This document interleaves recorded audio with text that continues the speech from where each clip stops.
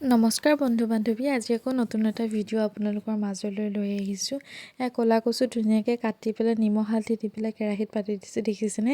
কেৰাহীটো ইগন'ৰ কৰিব দেই। তাৰপিছত ছাইডতে মাছ ফ্ৰাই কৰি পেলাই ধুনীয়াকৈ ছাইড কৰি ৰাখি দিছোঁ। আৰু একদম বাৰীৰে একদম লাই, ফ্ৰেছ লাই আছিলে, সেয়া লাইখিনিও ধুনীয়াকৈ ধুই পেলাই ছাইড কৰি থৈ দিছোঁ। লাইখিনি বাৰু এইটো ৰেচিপিত ইউজ নকৰোঁ, কিন্তু ধুনীয়াকৈ ধুই পেলাই ছাইড কৰি থৈ দিছোঁ। যিহেতু ফ্ৰেছ লাই ন, সেইটো কাৰণে আপোনালোকক দেখালোঁ। তাৰপিছত দালি অলপমান লৈছোঁ, দালিখিনি ধুনীয়াকৈ ধুই পেলাই ছাইড কৰি থৈ দিছোঁ। কচু ভাজিছিলোঁ, ভাজি পেলাই এইখিনি আধা ভজা হোৱা দেখি পেলাই ইয়াতে দালিখিনি ধুই আনি পেলাই ইয়াতে দি দিম। আৰু চাওকচোন কি ধুনীয়াকৈ ভাজি আছোঁ। কোনে কোনে এনেকৈ কচুৰ লগত মাছৰ জোল খাই পাইছে কমেণ্টত জনাবচোন। খাবলৈ খুবেই টেষ্টি হয় দেই। কচু এনেকৈ নাথাকে, কিন্তু গোটেই কচুখিনি গলি যায়গৈ। আকৌ এবাৰ কৈছোঁ দেই, কেৰাহীটো ইগন'ৰ মাৰিব একদম। যি পাইছোঁ তাতে বহাইহে দিছোঁ। আৰু তাৰপিছত এতিয়া দালিখিনি দি দিছোঁ। দালিখিনি দি পেলাই এতিয়া ধুনীয়াকৈ ভাজি থাকিম।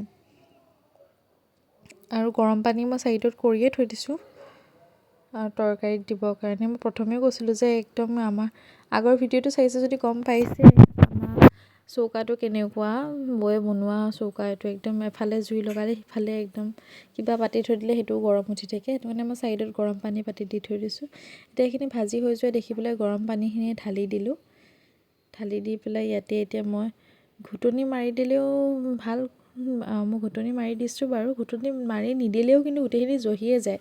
মই এতিয়া ঘুটনি মাৰি দিছোঁ। ঘুটনি মাৰি পেলাই গোটেইখিনি একদম ভাঙি যাব, যেতিয়াকৈ গুলগুলীয়া হৈ যায়। ভাল লাগে দেই খাবলৈ তেনেকৈ। তাৰপিছত শুকান জলকীয়া গুড়ি ইয়াতে দি দিছোঁ।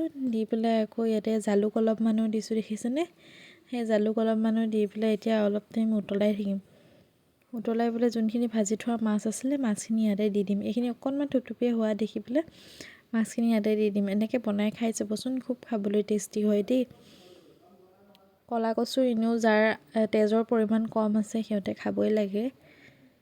খাই চাবচোন এনেকৈ ৰান্ধি পেলাই। যোনে কচু খাই বেয়া পায়, এনেকৈ ৰান্ধি খোৱালে সিহঁতেও খাই ভাল পাব। এতিয়া এইখিনি গোটেইখিনি ফ্ৰাই মাছখিনি মই ইয়াতে দি দিছোঁ। দি পেলাই আৰু অলপ টাইম উতলিবলৈ দিম। উতলাৰ পিছত হ'লেই আৰু একদম চিম্পুল ৰেচিপি। আপোনালোকেও বনাই খাব। আৰু ভিডিঅ'টো চাই কেনেকুৱা পালে কমেণ্টত জনাব নাপাহৰিব। ভিডিঅ'টো যদি চাই ভাল পালে লাইক, কমেণ্ট, শ্বেয়াৰ আৰু ছাবস্ক্ৰাইব কৰিব নাপাহৰিব। তেতিয়াহে আপোনালোকে এনেকুৱা ধৰণৰ ভিডিঅ'বিলাক পাই থাকিব ন।